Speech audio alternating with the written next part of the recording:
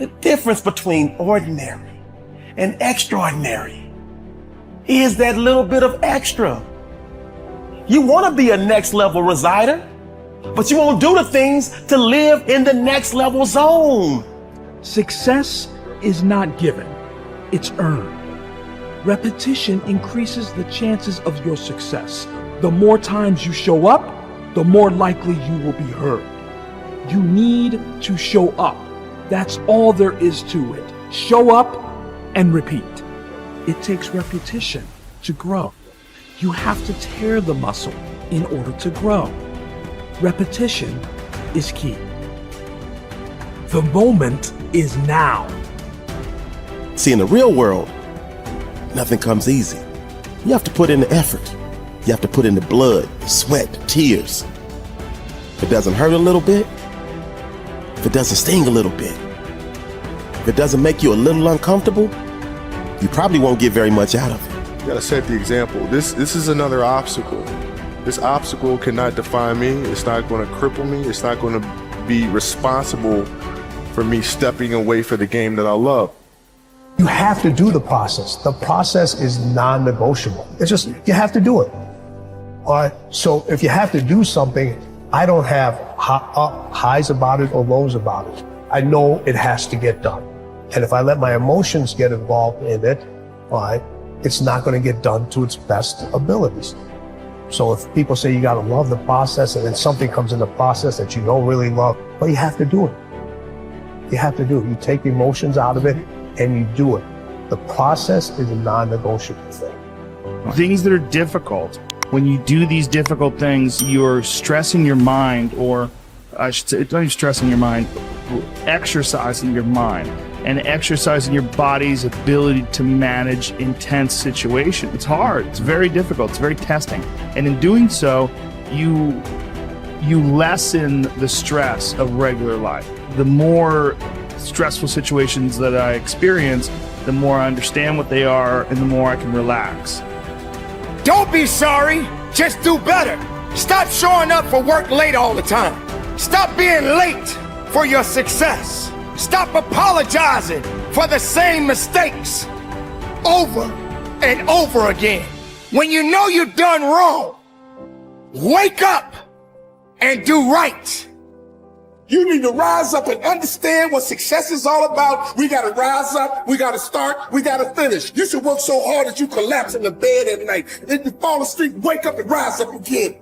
But the only way your story is ever told, the only way your story is ever heard, is if you overcome whatever it is that you're going through. We build circuits within us for habitual action that we've practiced many times that seem to run in a very deterministic fashion.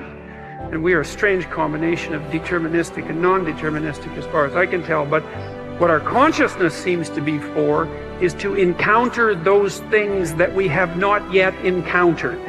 And those things that we have not yet encountered seem to me to be those things that have not yet been brought into being. And so you could say that what our consciousness is for the encounter with potential. You know, that our consciousness is it's not for the past, it's not even for the present. It's to transform the future into the present. And really that's what our consciousness does. When you wake up in the morning, you have a new day ahead of you, and the day could take you in very many directions. And the weeks and the years, all of that can take you in very many directions. And you have some apprehension about what those directions might be. You have some apprehension about what role your choices might make in transforming that potential into one form of actuality or another. I mean, you certainly know that there are dreadful mistakes that you might be very tempted to make that would produce all manner of hell around you and still be tempted to do it. It seems like it's sitting there right in front of you as a possibility.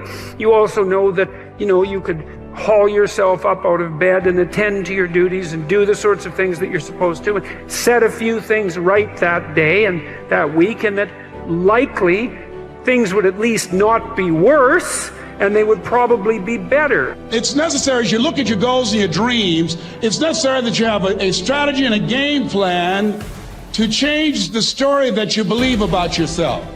And that's an ongoing process. I've discovered, and many people have, that what we do, what we accomplish, what we produce is a result of the story we believe about ourselves. My favorite book says, be ye not conformed to this world, be ye transformed by the renewing of your mind. And so as I began to work on myself, I realized that I'm getting out of one story and stepping into another story. As I become aware of some things, there's still some things I'm not aware of. So I'm still growing, I'm still developing. I'm like the lady who said, Lord, I ain't what I want to be, ain't what I'm going to be, but thank God I sure ain't what I was. But I realize that you have to work on yourself on a regular basis, and write this down, for mental mindset. For mental mindset and stamina. Because things are going to happen to you. I believe that the reason that most people go to their graves with their talents and abilities and skills in them is because of the fact, number one, many are like me. They didn't know that they didn't know and thought they knew. I thought I knew myself, and I really didn't know myself as well as I thought. I've discovered that sometimes people can take you to a place within yourself that you can't go by yourself. You've got to learn to reflect with yourself. There's something to be said for solitude. There's something to be said for taking those occasions to shut out the world and shut out everything else for a while. Now here's why it's important to reflect, to make the past more valuable to serve you for the future. Here's what's really powerful, learning to gather up the past and invest it in the future. Gather up today and invest it in tomorrow. Gather up this week and invest it in the next week. Gather up this year and invest it in the next year. See, that's so powerful, rather than just hanging on one more year, hanging in there, seeing what's going to happen. Learn, study. This is part of the personal development quest, becoming better than you are, more valuable than you are, not just in terms of economics, in terms of motherhood, in terms of fatherhood, in terms of being a better brother, a better colleague, making a better contribution to the family, to society, to the community, to the church, to the office, to the commitment, to the partnership. Doesn't matter what it is that has value. Work on yourself, then you bring more value to the partnership, to the marriage, to the franchise, to the corporation, to the enterprise, to the community, to the nation. Self-development, personal development. The best contribution you can make to someone else is self-development, not self-sacrifice. Self-sacrifice only earns contempt. Self-development earns respect. Happiness is the progressive realization of a worthy ideal. When you have clear, exciting goals and ideals, you will feel happier about yourself and your world.